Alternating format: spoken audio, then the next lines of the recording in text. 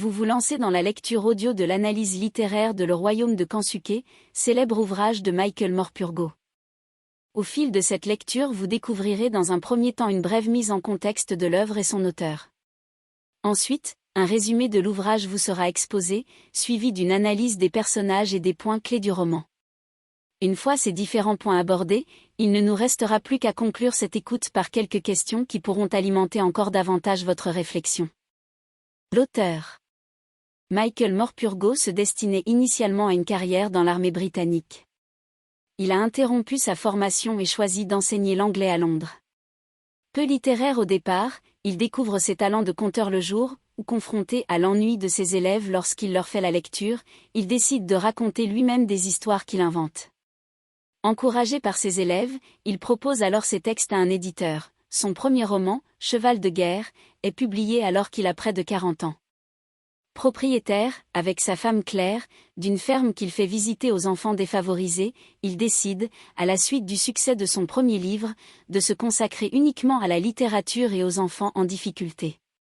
Décoré à plusieurs reprises autant pour sa contribution à la littérature que pour son action sociale, Morpurgo est aujourd'hui un auteur internationalement reconnu.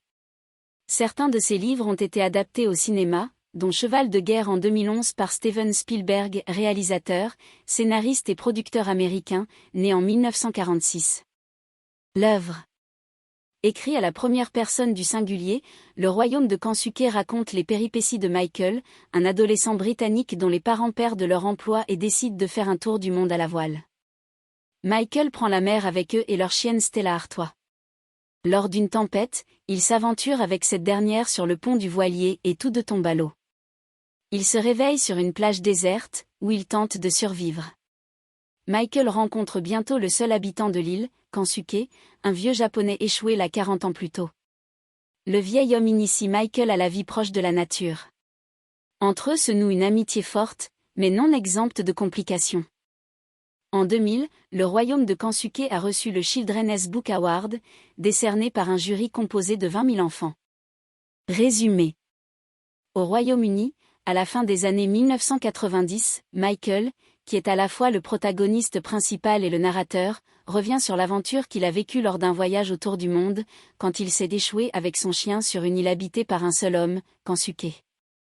Après avoir noué une amitié forte avec ce dernier et trouvé un moyen de quitter l'île, Michael a tenu la promesse qu'il avait faite à son compagnon d'infortune, attendre 10 ans avant de révéler son existence sur l'île, afin de le laisser en paix.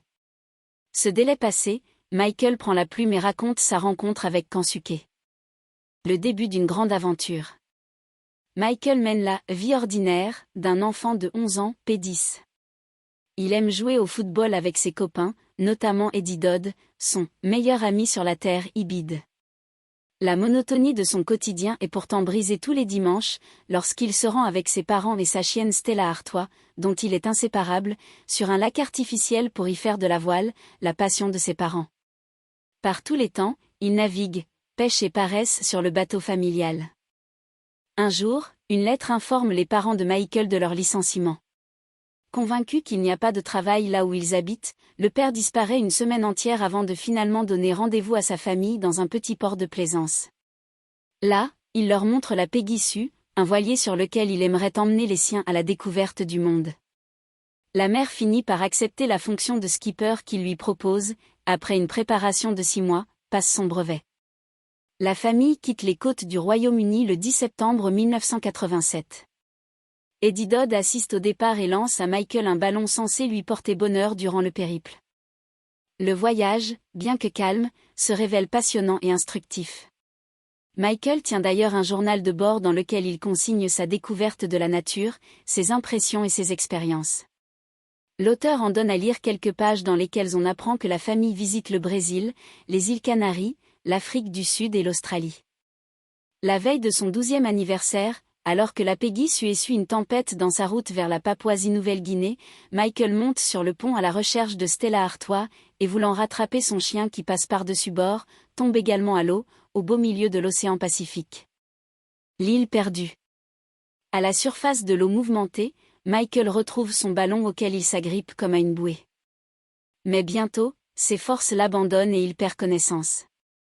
Il se réveille sur une plage en compagnie de sa chienne. Nous espérons que vous avez apprécié cet aperçu. Pour continuer à écouter ce livre audio sur Google Play Livres, utilisez le lien dans la description de la vidéo.